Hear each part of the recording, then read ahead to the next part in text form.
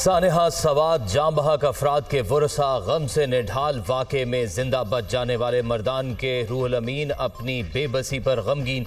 कहा वकूए के वक्त बच्चे दरिया पर जाने की जिद कर रहे थे। दरिया पर पहुंचने के कुछ देर बाद सैलाब आने का पता चला। हम निकल ही रहे थे कि पानी ने घेर लिया। मुझे लोगों ने निकाला।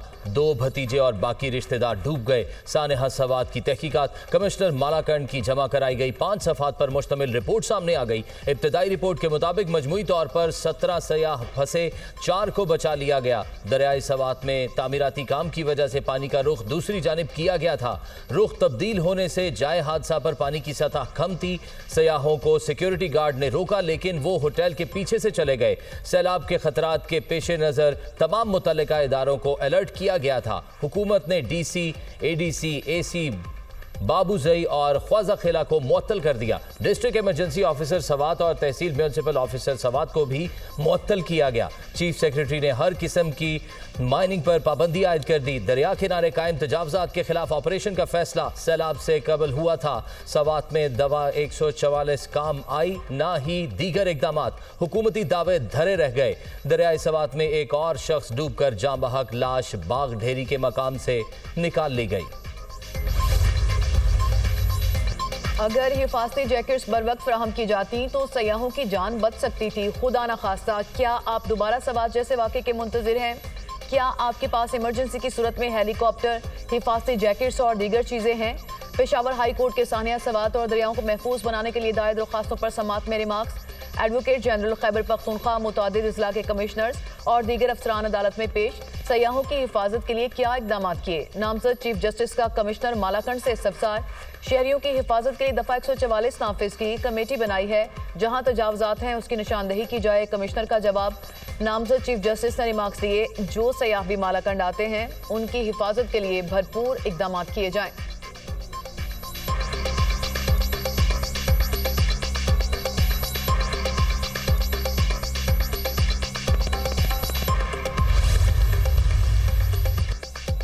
सानेहा सवात पर कार्रवाई की गई। रिलीफ के फुकदान पर संजीदा एक्शन हुआ। जिले इंतजामिया ने इकदाम किए हैं। अफसरान को मुअत्तल भी किया गया।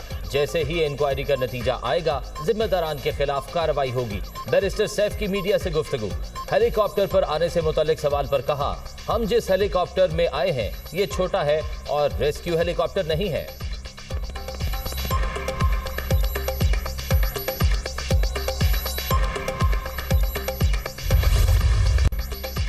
स्पीकर पंजाब असेंबली मलिक अहमद खान ने सुन्नी इत्तेहाद काउंसिल के 26 अरकान पंजाब असेंबली के खिलाफ नाअहली रेफरेंस इलेक्शन कमीशन में दायर कर दिया। गैर पार्लिमानी अल्फाज, शोर शराबा और बदनज़मी पर कार्रवाई की सिफारिश।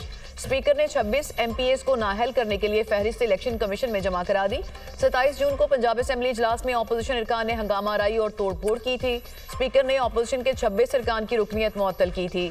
स्पीकर मलिक अहमद खान की इलेक्शन कमीशन आमद। चीफ इलेक्शन कमिश्नर से मुलाकात। मलिक अहमद खान ने मीडिया से गुफ्तगू में कहा कि 26 अरकान के खिलाफ रेफरेंस दायर कर चुके। गालियां देने, हुल्लड़बाजी करने, लोगों पर हमला करने और गिरेबान पकड़ने की इजाजत नहीं दी जा सकती। हाउस में मिसकंडक्ट को जुर्म समझता हूँ। आइन और हल्फ की पासदारी की खिलाफ वर्जी करना किस ज़ुमरे में आता है? आइन के लिए ये मुकदमा लड़ूंगा। 1.5 साल से तहम्मुल का मुजाहरा कर रहा हूँ।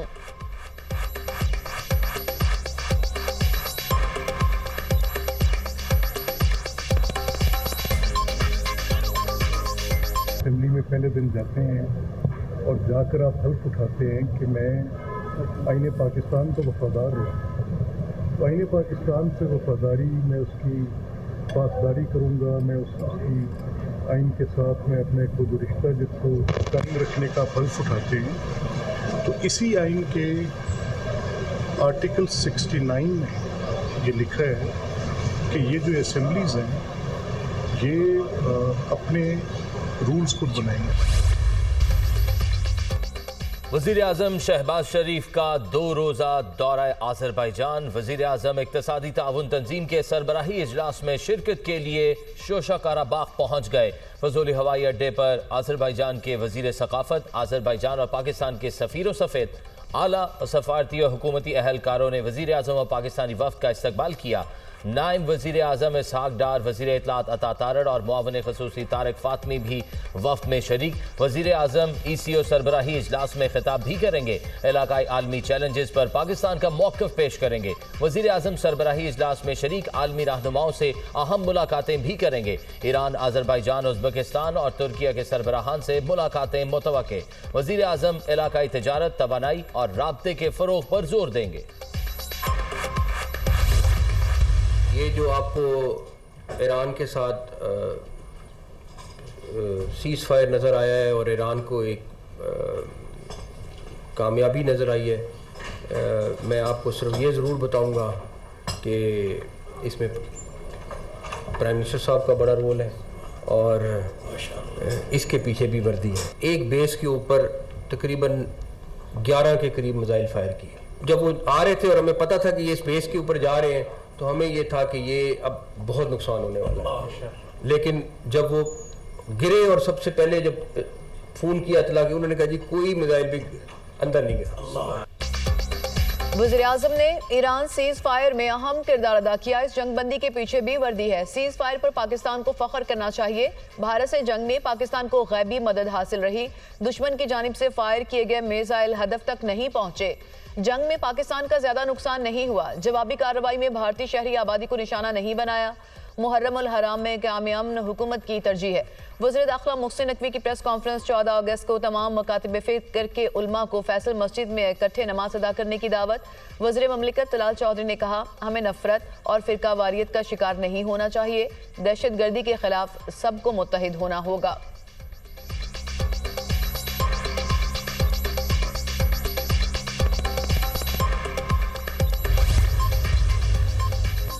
स्पीकर कौमी असम्बली ने इजाफी तनख्वाह लेने से इनकार कर दिया। सरदार अयाज सादिक का वजीर आजम को खत, अपनी तनख्वाह का मामला शहबाज शरीफ पर छोड़ दिया। खत में कहा, मेरा तनख्वाह के मामले से कोई ताल्लुक है ना दिलचस्पी। तनख्वाह बढ़ाने का फैसला वफाकी काबीना और वजीर आजम का है। अयाज सादिक का ख्वाजा आसिफ के इल्जामात का जवाब देने से गुरेज। स्पीकर का तनख्वाह में किया गया इजाफा लेने से भी इनकार। मईशत में शफाफियत लाने के लिए डिजिटल ट्रांजैक्शन सिस्टम नागुज़ीर है। शहरियों और कारोबारी इदारों के दरमियान अदायगी को आसान बनाना जरूरी है। वज़ीर आज़म की ज़ेर सदारत कैशलेस डिजिटल मईशत से मुतालिक इजलास। शहबाज शरीफ ने कहा, डिजिटल सिस्टम के इस्तेमाल बारे आगाही बढ़ाना वक्त की अहम ज़रूरत है। कैशलेस इकॉनमी पर कायम कमेटियाँ तजावीज़ पेश करें।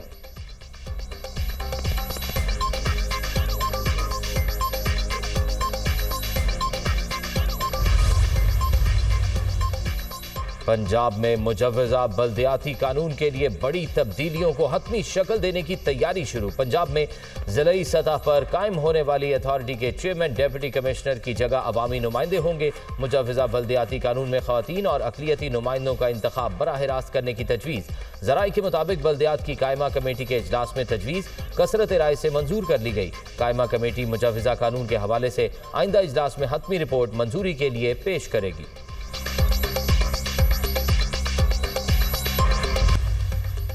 पंजाब के मुख्तलिफ शहरों में मूसलाधार बारिश। कलर कहार, पिंडी भटियां, सांगला हिल में बादल खूब बरसे। चकवाल में मूसलाधार बारिश, नशेबी इलाके ज़ेर-ए-आब।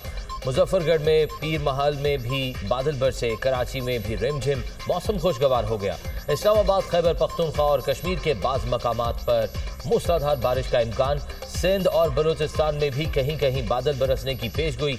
NDMA का 6 ta 10 जुलाई मुल्क भर में बारिश, आंधी, तूफान और मुतअद्दिद मकामात पर सैलाब का अलर्ट जारी।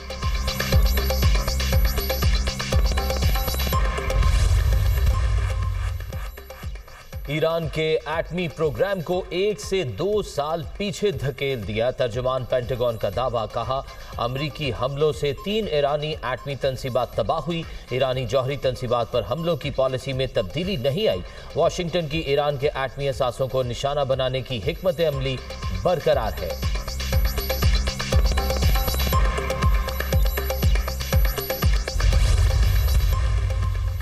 ईरान का इंटरनेशनल एजेंसी से ताउन खत्म करना अफसोसनाक है। यूरेनियम अफजूदगी के हवाले से ईरान को आलमी एजेंसी से ताउन करना होगा। अमरीकी हमले से पहले ईरान यूरेनियम अफजूदगी कर रहा था। उसके पास जौहरी हथियार नहीं होने चाहिए। तर्जुमान अमरीकी महकमा खारजा की प्रेस ब्रीफिंग कहा, गाजा में हालात मामूल पर लाने के लिए हमास को हथियार डालकर मुखवे रिहा करना होंगे। सदर ट्रंप गाजा में जंगबंदी के लिए पुरुमीद है। टेमी ब्रूस का गाजा जंगबंदी मुआहदे की तफसीलात बताने से गुरेज।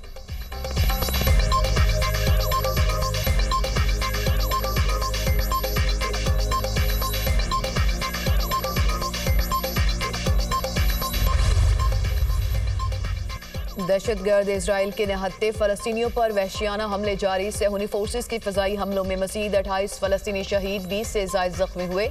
24 घंटों में 118 अफराद शहीद और दर्जनों जख्मी हुए। इजरायली फौज ने गाजा सिटी में स्कूल पर भी बमबारी की और इमदाद के मुंतजिर अफराद को निशाना बनाया। शहदा की मजमूई तादाद 57,130 हो गई। 1,34,592 फलस्तीनी जख्मी हो चुके। उधर इजरायली हुकाम ने मकबूजा मशरकी यरूशलेम में वाक़ गाँव में 22 फलस्तीनी खानदानों को 7 जुलाई तक अपने घर खाली करने का हुक्म दे दिया।